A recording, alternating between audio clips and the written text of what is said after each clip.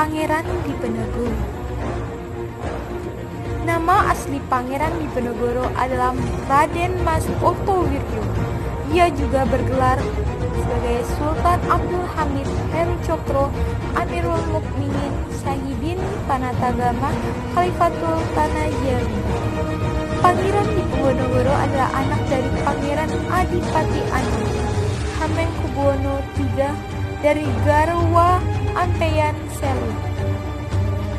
Perlawanan Pangeran Diponegoro dimulai ketika dia berani mencabut tiang-tiang pancang pembangunan jalan oleh Belanda yang melewati rumah, masjid, dan makam leluhur Pangeran Diponegoro.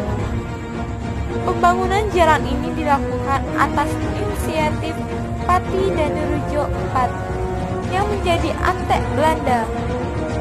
Belanda yang dibantu Pati Danurejo IV kemudian menyerang kediaman Pangeran Diponegoro di Tegarejo.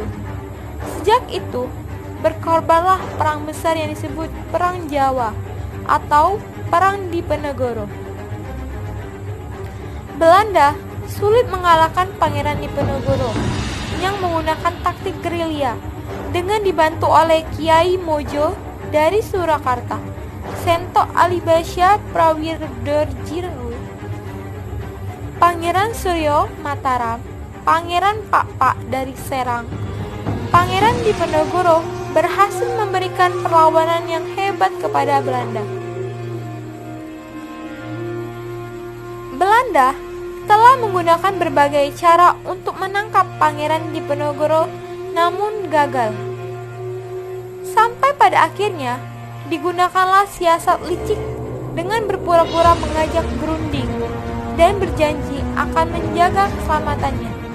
Namun, ternyata Belanda ingkar janji dan menangkap Pangeran Diponegoro pada tanggal 28 Maret 1830 saat terjadi perundingan di Magelang.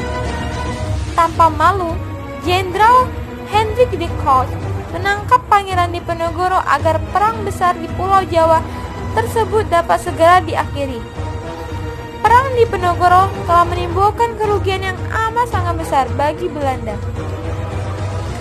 Pangeran Diponegoro kemudian dibuang ke Manado dan ditempatkan di benteng Amsterdam.